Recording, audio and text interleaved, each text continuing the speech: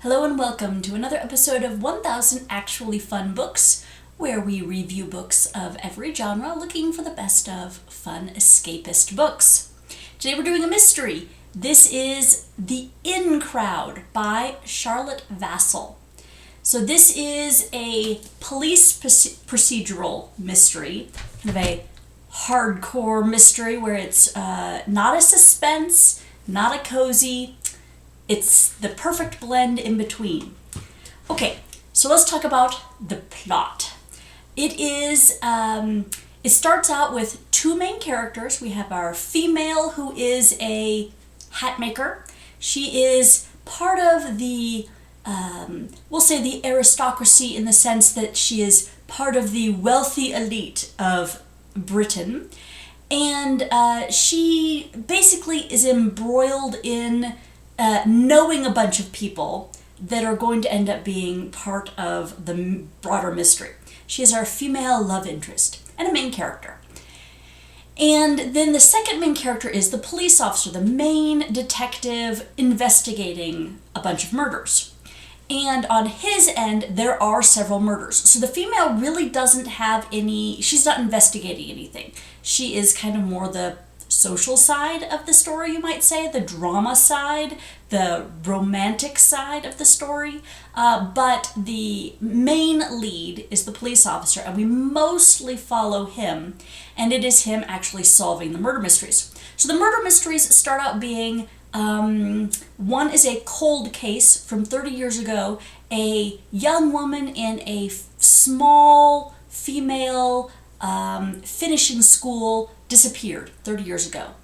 And our police detective is kind of like, something seems fishy about this. He's kind of vaguely looking into it because it's peripherally related to something else he was looking at. He's like, man, I wish I had the resources to be able to look into that. And the second one is a more modern something. Somebody died drowning in the Thames River. Thames? I'm not sure how to pronounce that. Anyway, the main river in England. And at first, he's pretty sure it's just an accidental drowning, and it's kind of case closed. But then somebody high up in the political realm basically drags him in and says, "You will investigate this more." And he's like, great, that political shenanigans. But I guess an excuse to do it isn't a bad idea. I mean, if there is something more to investigate, I guess I will. And he also is given the opportunity to investigate this cold case crime. So he starts, the majority of the book is investigating these two separate crimes that end up connecting in kind of a superficial way. They are separate things, but there are some connections between the two of them that kind of are like, So that's it makes for a fun story, because you kind of are wondering how it's going to end up being connected, if they're going to be connected. And they do end up, but I'm not going to give any spoilers on how or what the solution to any of these crimes are. Things that I like about this. Definitely the plot, the mystery. That is definitely well written. So this is a police procedural, so from the police's perspective, you're kind of methodically going through evidence, going through interviews, going through the crime scenes if you can, and basically doing, okay, what exactly happened here? And I really like that, because it's kind of, you get a facet, one point of view. You interview somebody and maybe they're not a reliable narrator because they, didn't see something, or they saw something wrong, or they're lying, right? So you get somebody's perspective. And then you get another person's perspective that's slightly different, a different angle, a different time, a different personality, a different relationship, and so on and so forth, as you keep going through a bunch of people, trying to piece together what happened with these two different big crimes. So I really liked the way the author did it. There were some surprises in the end on both of the crime scenes, on what exactly happened. I like that in a murder mystery, where you don't guess everything. There were a couple things that I did guess ahead of when they were revealed, but not everything, and not the big things on most of them. So I really liked that. There were a couple of red herrings, one of which I think didn't tie up very well, but not very many of that kind of thing. Most things tied up, were explained well, you understood what happened. I liked it. So, big thumbs up to the plot itself, which for a murder mystery, that's what you want. That is like the main reason you read a story like this, is for the murder mystery. Another thing I like is the writer is a good writer. She has some clever lines in her book. Like, for example, I just thought this was kind of vaguely amusing. One character asks another, "Do you want a slice of pizza?" And the second character says, "Nope, I don't want your overhyped cheese on toast." Which I thought was an amusing way of describing pizza. And so there are several lines throughout this that I just think is cleverly worded, or the phrasing is good, or something like that that makes it fun to read. Because you kind of, some of these phrases kind of stick with you as you go, that you're like, oh, that was well done. Another thing I like is that you do get a glimpse into the noble class, the rich elite, so to speak. You do get glimpses into it. So for our female lead, the hat maker, she is a very exclusive, she makes bespoke, unique hat creations that are in high demand from the wealthy.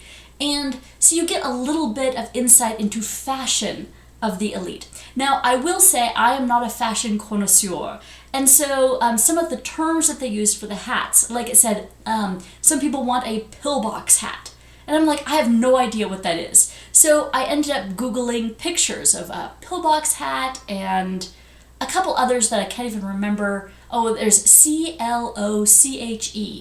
and I don't know how to pronounce that. Clock? I don't know. Anyway. So I ended up looking these hats up. It was kind of fun to see these fashion things. I'm like, oh yeah, that does look very British. So that was kind of fun. And then I like that. There was also some not just foodie, not just fashion, but foodie stuff. Both of our main characters like food.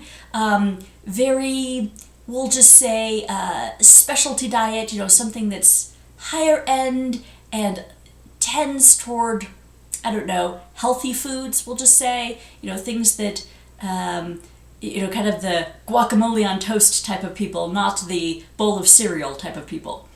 So that can be kind of fun to just glimpse that lifestyle, even if I will never have any interest in living it. So another thing I liked about the book is I liked the pacing. So we do get glimpses of the social lives of our main characters and their everyday life and how they're relating to other people, and that's interesting, but it's really well interspersed in between the mystery, and you feel like you're making progress on the mystery all the time, even if an interview or a piece of evidence or whatever goes nowhere, but it still feels like you're making a lot of progress. To me, this felt like a very fast-paced book, despite, it's decently sized. It's not a short book, but it felt like a quick read because the pacing was fairly rapid. I did like our two main characters generally, with some caveats. So like our main character, the policeman, seems to want to be an ethical person.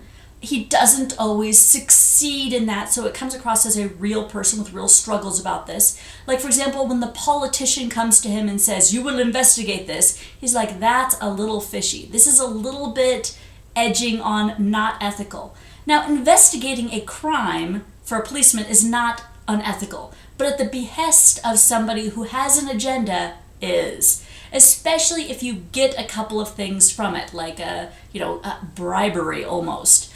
That's not particularly ethical. So you see this as a real person kind of struggling to balance his ethics. He wants to be a good person, but he's not always in the circumstances that he feels like he can be. And he takes some advantage of the fact that he has this access to this politician who has power and can do some things that he doesn't normally have the ability to do, like have somebody tailed. And so that's questionable on his part on whether he should have really done that kind of thing. So again, it kind of feels like an upstanding person, generally speaking, but ethical, ethics kind of sometimes are on the rocks. The female character, I'm a little less loving on her, mostly because her ethics kind of the story revolves around her love life a little bit more than it does about anything else. And I don't necessarily like her ethical stance on some of her things. It doesn't always mesh with my worldview. Like, for example, she's dating the policeman, and then, something happens, and she's really tempted to sleep with this other guy. And to me, that's really iffy on understanding, relating to her values. If you're with somebody else, nobody else should be interesting enough to be even slightly tempting to go sleep with them. I'm sorry. That's icky to me. So there's mostly I like the characters, not 100%. I will say our romance is non-explicit. Everything happens behind closed doors. They just, say that they spent the night somewhere, but you don't get any details. And I did like that about this book. This was not really about the romance. And so I like that. So anybody who's not a romance fan, you're not going to have any issues with that. But for people who are romance fans, the emphasis on the relationship is the growth in actually getting to know somebody, which I do appreciate in a romance. So that part was well done. Okay, so the last thing I'll say that I liked is this is a standalone novel. The ending is very satisfying. You do leave the door open that she might make sequels, but it doesn't feel like it needs one. There's no cliffhangers or anything. So that's good too. Okay, so there's a couple of things I dislike about this. One of which is there is a ton of people, and it can be hard to keep track of all these different people. You've got 2 different main cases going on with all sorts of suspects and witnesses and people you have to interview and how they tie into each other. And sometimes it can be like, all right, who is that guy again? You usually don't keep, most characters you can keep track of pretty well. And I read this book over the course of 2 days. So it wasn't enough time in between to really lose track of who the people are. But I think this would be a hard book to pick back up if you put it down for like a week or something like that with real big gaps. Because you'd be like, who are these people again? I don't remember. And they don't give you enough reminders for a long gap in between to be, really pick up who these characters are again. It can be just too much. They mention, oh, Robert. And you're like, which one is Robert again? I don't remember. So that can be, it's a little overwhelming on the number of characters. But in the end, I didn't have too much trouble, but somebody who does have problems with too many characters might have a problem with this. This is a murder mystery. There are unfortunate fates to people, some that are kind of ick, that it mentions things that happen to people. There is no real gore described in this, but there are definitely things that could be stomach-turningly bad if it actually happened to somebody in real life. And so that can be a negative, but you kind of expect that, again, in kind of a hard-boiled type of murder mystery. My final thing was a real irritation to me is the author clearly does not have the same worldview that I do. She's very much morally liberal. Let's put it that way. Or liberal politically, perhaps, in as far as like the U.S. liberal system, conservative versus liberal goes. So, for example, the book oozes her view all over the place. So there's an extreme environmentalism, for example. Somebody brings up the concept of forbidding the public to eat meat, having the government own cars so you don't own the cars, so that'll, help the environment. Lots of pro-environmental extreme views on this that is very, the author really endorses that, you could tell. There's lots of sexual liberty in this. Not just everybody sleeping around, which I don't love, but also lots of homosexual relationships, like a lot more than I think statistically is likely, let's put it that way. There's also, like, for example, somebody says, a married couple, the man has apparently said to his wife, hey, and this is like semi-seriously, hey, we should invite this other woman into our relationship. You would like a sister wife, right? And I'm not a fan of poly relationships. That's just, and it's all very endorsed, very positive. So like the wife seems very positive about this. The person that was going to be invited, seems like okay with this. There's no ick feeling about this. Okay. the term actress comes up and then somebody corrects them and saying, no, that's a gendered term. You can't call somebody an actress. It was irritating. A little bit of this is okay because, there are different views out there. That's fine. But it was so pervasive in this that it got to be pushy. It got to be preachy. I didn't appreciate that. So, other people may not mind that at all or approve of it, whatever. It irritated me. So that's something I didn't like. However, overall, I really liked this book.